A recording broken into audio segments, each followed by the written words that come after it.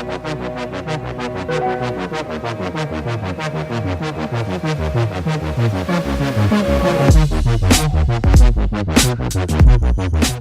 up, you guys? Lord Hezen here, back again with another video, and it's that time of the year where Samsung drops their new folding phones for the year. This year it's the Galaxy Fold 6 and the Galaxy Flip 6. Samsung were kind enough to invite me early on before the launch of these devices for me to sit down and spend time with the devices, get my first impressions on the devices, get to know what the devices are all about, and this here video is all about that. First things first is gonna be the design of both phones. This year they have a titanium frame compared to the previous year's aluminum frame, which makes the phones even lighter and give this elevated premium feel. The Fold 6 has sharper squared off right angled edges similar to what we saw on the S24 Ultra, while the Flip 6 retains a more curved edge design. The all-flat casing around the Fold 6 feels great, and side by side you can see that it has aided Samsung in increasing the phone's screen to body ratio, especially on the outer display, making the bezels thinner and more uniform across all four edges of the phone. I look forward to the day when the Flip also gets sharper, flat edges, and I can't wait to see how that looks and feels day to day. Both devices get a selection of new colors, namely Silver Shadow, Pink and Navy for the Fold 6 and Silver Shadow, Blue, Yellow and Mint for the Flip 6. I really like the Silver Shadow in blue, but I'm looking forward to seeing how the other colors look. The Fold 6 and the Flip 6 getting a titanium frame means they will have improved structural integrity, enough to withstand normal use and abuse and then some. So going forth, we will have to wait and see how the new hinges benefit from the titanium. Because first impressions, the hinge feels better than last year. We'll have to leave it to the teardown pros to disassemble these phones and show us how the hinges look from the inside. I'm definitely not going to be taking mine apart. Up next is the displays on both phones.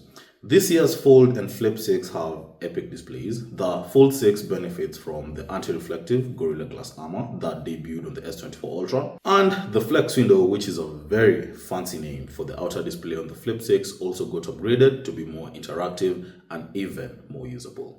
The inner displays are still plastic, but the creases running down the middle of both phones have significantly reduced thanks to that new hinge. And I suppose we'll have to come back to this long term to see how the crease evolves over use and abuse, because the more you use the phone, opening and closing, the creases tend to get a bit more aggressive, a bit deeper. I'm interested in seeing how that holds up long term. The Galaxy Fold 6 has the invisible camera, which is easy to pick up when you first open the device and unfold it, but your eyes sooner or later tune it out of your view. It's not intrusive at all, and more on the quality of photos and videos it takes shortly. As expected from Samsung displays, they get super bright, colors are punchy and vivid, and watching content on them is bliss. Camera-wise, the hardware remains largely the same as last year's models on both phones. However, I did notice the camera bump on the Fold 6 is a tad bit taller than last year's Fold 5, and the camera rings are thicker as well. The Flip 6 camera modules have the same characteristics, but what stands out for me this year is that the camera rings are now color matched to the color of the phone, and I dig that a lot. Especially on this blue phone, the contrast between the blue camera rings and the black flex window is bold. Photos from both devices are good, really good, and if you didn't know, you can use the main cameras to take selfies on both devices, which guarantees that you'll take higher quality photos and videos. In case you didn't know, you can fold both phones halfway for a kick plate tripod desk mode to take photos and videos. Now, I know you're all waiting for me to discuss the photos from the invisible selfie camera on the Galaxy Fold 6. So here it goes. Well, at first glance, the selfies are not great. What you see in the viewfinder before you snap the photo is partially what you get. Let me explain. So you open your phone, open the camera to take a selfie, and what you see at first is not that good. But you go ahead and snap the photo, then go check on it, and the phone's algorithms have processed the photo really well. I've got to give Samsung props for how far their picture processing after the fact has come, and this processing works on the videos you take from the disappearing camera as well. All the same, they don't quite match up to the quality you get from using the outer cameras of the phone, and Samsung is banking on you just using the outer cameras to take your photos because they will give you better photos. We're gonna have to wait for when the phones actually release and get those software updates that do improve the camera, because right now everything is on pre-release software, so we can't judge the phone's camera qualities or camera samples going by that. So stay tuned. I'm pretty sure I'm going to be doing a full camera review on both devices and maybe a camera comparison to last year's models. That segues us to the performance of both the Fold6 and the Flip6. This year they're both getting the Snapdragon 8 Gen 3 with a base storage of 256 gigs going all the way to 1 terabyte of storage, with both getting up to 12 gigabytes of RAM. If the performance upgrades on the S24 Ultra are anything to go by for the Fold6 and the Flip6, we can be sure that these phones will hold up performance, especially on the Fold6, which is marketed as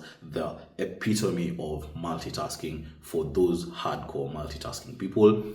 Performance on these two phones should not be anything to worry about, but then again, we have to wait until we have both devices and then we can fully eke out the performance from both phones. The software running out of the box is Android 14 with One UI 6.1, so you've got 8 years of software support on those. So if you're gonna hold on to your Fold6 or your Flip6, you're gonna be holding on to it for a really long while, and your security software patches are assured.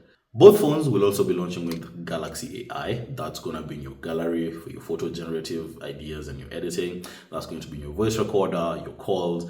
Galaxy AI, how we saw it on the S24 lineup this year, is how you're going to find it in the Fold6 and the Flip6. Battery life is something you're also going to have to wait and test out once the devices have been released. But if last year's devices are anything to go by, these two phones should get you through a full day of use easily, and you can juice up quicker.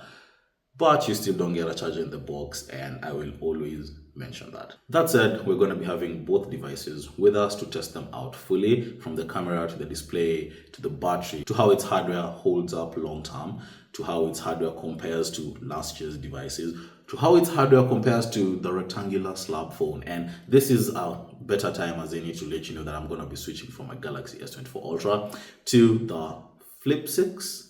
Yeah, I'm going to be switching to the Flip6. That said, Samsung is also launching the Watch Ultra, Watch 7, and the Galaxy Buds 3 Pro. So stay tuned. We're going to be unboxing those, testing those out, and reviewing them. So you want to subscribe to not miss those videos. And while you're down there, leave me a like. It tells the algorithm that I'm doing a good job, so it gets these videos to more and more people. And that's your way of supporting my content, supporting what I do, what I love to do.